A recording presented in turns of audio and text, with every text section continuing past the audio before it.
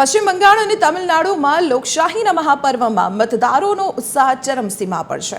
સવારે 9 વાગ્યા સુધીના આંકડા મુજબ બંગાળમાં 41.11% મતદાન નોંધાયું છે, જેમાં પશ્ચિમ મેદનીપુરમાં 44.69% સાથે સૌથી વધુ જાગૃતિ જોવા મળી।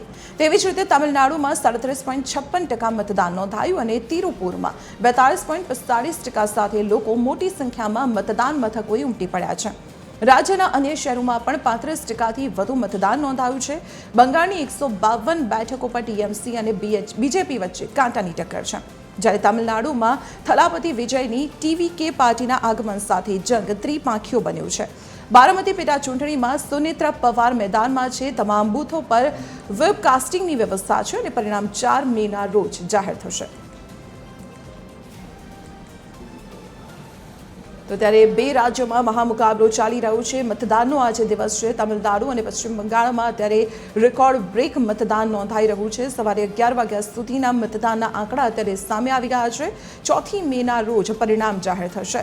પશ્ચિમ બંગાળ અને તમિલનાડુ બંને જગ્યાએ મતદારોનો ઉત્સાહ ચરમ પર છે। બમ્પર મતદાન નોંધાયું છે। 11 વાગ્યા સુધીમાં પશ્ચિમ બંગાળમાં રેકોર્ડ બ્રેક 41.11% મતદાન નોંધાયું, જ્યારે બંગાળના પશ્ચિમ મેદનીપુરમાં સૌથી વધુ 44.69% મતદાન નોંધાયું।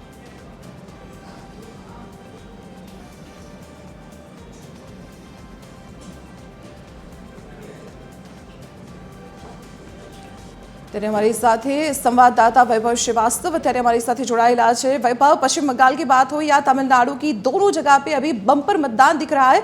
किस प्रकार का ये झुकाव दिख रहा है और क्या संकेत मिल रहा है इससे?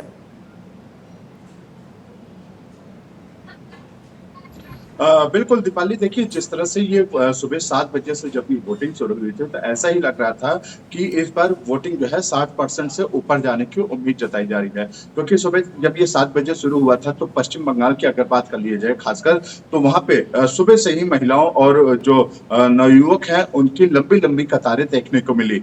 हालांकि 11 बजे की अगर बात कर लिया जाए तो 41.11% वोट पश्चिम बंगाल में पड़ा है, और अगर तमिलनाडु की बात कर लिया जाए तो 37.56% अभी तक वोटिंग हुई है। हालांकि ये वोटिंग अब दोपहर में 2 बजे से लेकर शाम 5 बजे तक भी बहुत ज्यादा देखने को मिल सकती है। हालांकि अगर देखा जाए तो अगर आंकड़े के अनुसार की अगर बात किया जाए तो कम से कम 68% के आसपास ये वोटिंग परसेंट जा सकती है। हालांकि कुछ जगह अगर देखा जाए तो पश्चिम बंगाल में कुछ जगह पे ईवीएम खराबी होने की जानकारी मिली थी, लेकिन हालांकि इलेक्शन कमीशन ने उसको कुछ ही देर में शॉर्ट आउट कर दिया था। हालांकि कुछ जगह हल्के फुल्के नोकझोंक भी देखने को मिले हैं, लेकिन अगर ओवरऑल देखा जाए, चाहे वो पश्चिम बंगाल हो या फिर तमिलनाडु है, जो सुरक्षा व्यवस्था वो तो चार चौबंद की ही गई है। जो इलेक्शन है वो भी फिलहाल शांतिपूर्वक दिखता नजर आ रहा है। और वहीं अगर देखा जाए तो दोनों पार्टी, चाहे अगर पश्चिम बंगाल की बात कर लीजिए, टीएमसी और बीजेपी में ज्यादा टक्कर देखने को मिल सकती है।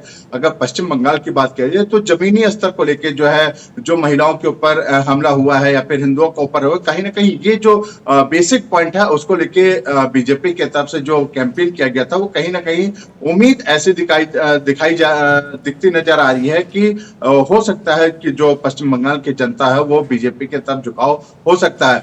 खासकर अगर देखा जाए तो पश्चिम बंगाल में बीजेपी की तरफ से सबसे बड़ा नाम शुभेंदु अधिकारी का है, जो लगातार जो है वो काम करते आ रहे हैं। महिलाओं हो, चाहे बुजुर्ग हो, चाहे आम जनता के, सभी लोगों के लिए हमेशा खड़े रहे हैं। तो ऐसे उम्मीद जताई जा रही है कि इस बार दोनों के बीच में काफी कांटे की टक्कर देखने को मिल सकता है। वहीं अगर तमिलनाडु की बात किया जाए, तमिलनाडु में भी काफी अच्छा बीजेपी जो है प्रदर्शन करते नजर आ रही है। जी वैभव, शुक्रिया जानकारी देने के लिए। तो અત્યારે હાલ જે પ્રકારે બે રાજ્યોમાં મતદાનની પ્રક્રિયા ચાલી રહી છે, બમ્પર મતદાન જોવા મળી રહ્યું છે પશ્ચિમ બંગાળ અને તમિલનાડુમાં।